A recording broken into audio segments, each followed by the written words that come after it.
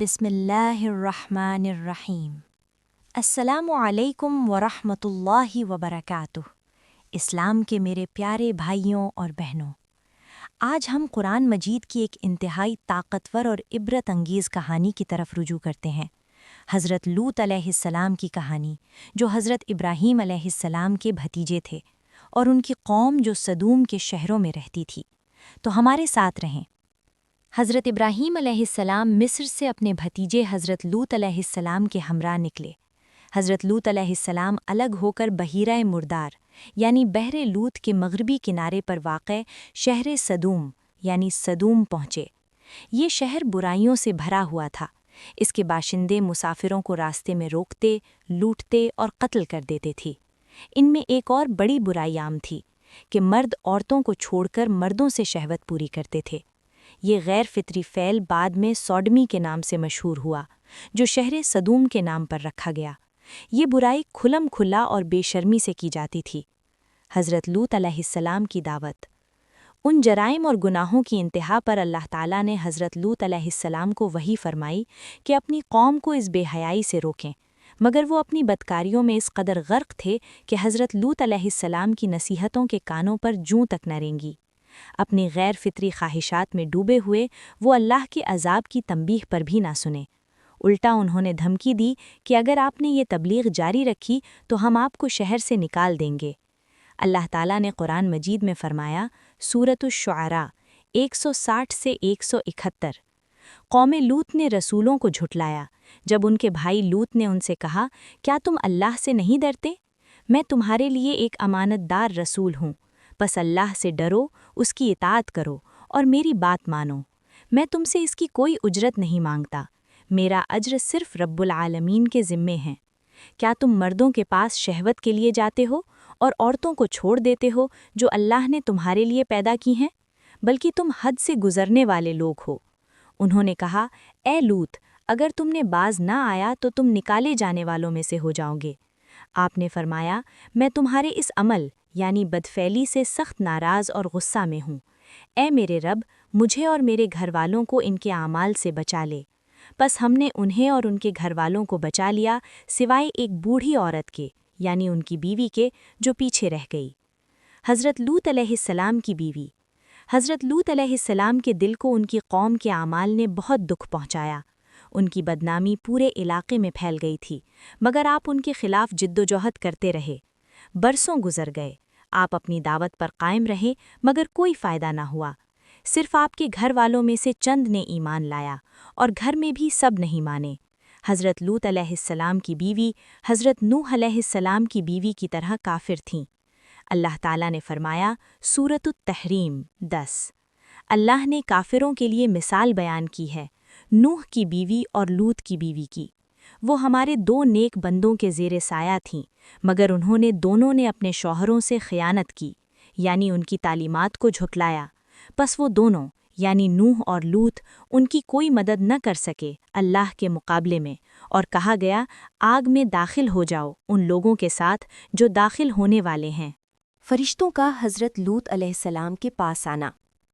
اگر گھر سکون اور آرام کی جگہ ہے تو حضرت لوط علیہ السلام کو گھر میں بھی سکون نہ ملا، کیونکہ انہیں اندر اور باہر دونوں طرف سے تکلیف پہنچتی تھی۔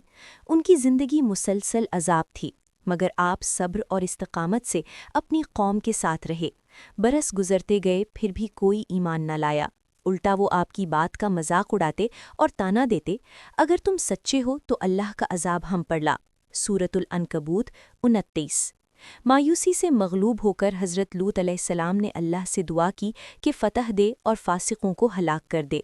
اس لیے فرشتے حضرت ابراہیم علیہ السلام کے پاس سے نکل کر سدوم کی طرف چلے، جہاں حضرت لوط علیہ السلام تھے۔ وہ دوپہر کے وقت شہر کی دیواروں تک پہنچے۔ سب سے پہلے انہیں حضرت لوط علیہ السلام کی بیٹی نے دیکھا، جو دریا کے کنارے پانی بھر رہی تھی۔ ان کے حسن و جمال دیکھ کر وہ حیران رہ گئی۔ ایک فرشتے نے پوچھا، اے لڑکی، کیا یہاں ٹھہرنے کی جگہ ہے؟ اپنی قوم کی بدکرداری یاد کر کے اس نے کہا، یہیں رہو اور شہر میں داخل نہ ہو جب تک میں اپنے والد کو خبر نہ کر دوں اور واپس آؤں۔ اپنا گھڑا دریا کنارے چھوڑ کر وہ تیزی سے گھر بھاگی۔ ابا جان، شہر کے دروازے پر نوجوان آئے ہیں، میں نے کبھی ایسے خوبصورت چہرے نہیں دیکھے۔ حضرت لوط علیہ السلام پریشان ہوئے اور جلدی سے مہمانوں کے پاس گئے۔ ان سے پوچھا کہ تم کہاں سے آئے اور کہاں جاؤ گے؟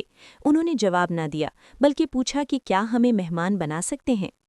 حضرت لوط علیہ السلام نے ان سے بات کی اور اپنی قوم کی بدکرداری کا ذکر کیا۔ آپ کا دل بے چین تھا۔ آپ مہمانوں کو بغیر ناراض کیے رات گزارنے سے روکنا چاہتے تھے، مگر مہمان نوازی بھی ضروری تھی۔ آپ نے انہیں خطرے سے آگاہ کرنے کی کوشش کی۔ آخرکار آپ نے کہا کہ رات ہونے کا انتظار کرو، تب کوئی دیکھے گا نہیں۔ حضرت لوط علیہ السلام کے گھر پر ہجوم۔ رات ڈھلنے پر حضرت لوط علیہ السلام نے مہمانوں کو گھر لے آئے۔ کوئی خبر نہ تھی، مگر حضرت لوط علیہ السلام کی بیوی نے انہیں دیکھتے ہی چپکے سے گھر سے نکل کر قوم کو خبر کر دی۔ خبر آگ کی طرح پھیل گئی۔ لوگ جلدی جلدی حضرت لوط علیہ السلام کے گھر پہنچے۔ حضرت لوط علیہ السلام حیران ہوئے کہ کس نے خبر کی۔ جب بیوی نہ ملی تو سب واضح ہو گیا۔ غم پر غم بڑھ گیا۔ جب ہجوم گھر کے قریب آیا تو آپ نے دروازہ بند کر لیا، مگر وہ دروازہ پیٹتے رہے۔ آپ نے التجا کی کہ مہمانوں کو چھوڑ دو اور اللہ کے عذاب سے ڈرو۔ انہیں کہا کہ اپنی بیویوں سے شہوت پوری کرو، یہی اللہ نے حلال کیا ہے۔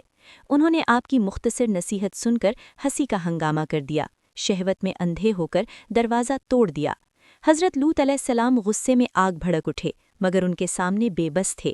مہمانوں کی بے عزتی روکنے سے قاصر، آپ نے پھر بھی التجا جاری رکھی۔ عذاب کا نزول۔